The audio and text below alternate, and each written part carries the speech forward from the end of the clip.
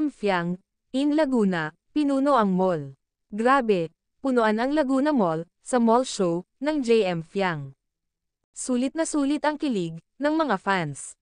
Lalo na nung kumanta, ang dalawa. At may I love you pa, sa dulo, ng kanta.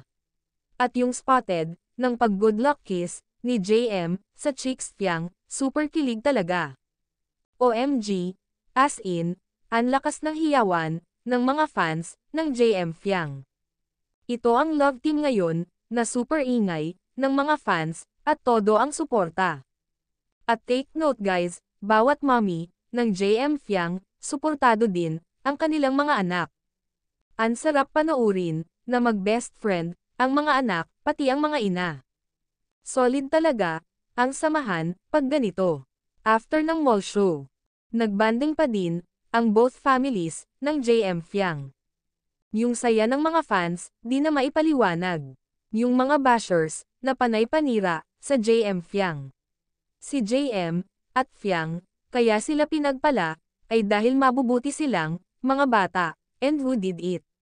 God did. Iyan ang salita, na nakatatak na, kay Fiang, at sa kanyang mga loyal, na supporters. She didn't expect anything. Na magiging sikat siya, na magiging big winner siya, pero dahil sa tulong ng taong bayan, at pagmulat ng Diyos, kung gaano pala kabuti, ang puso, ng isang Fiang Smith, kaya siya andyan, sa katayuan niya ngayon. At syempre, ganun din naman, si JM Ibarra.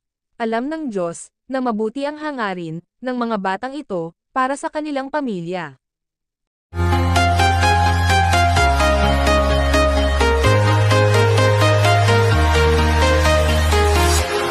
I'm walking alone.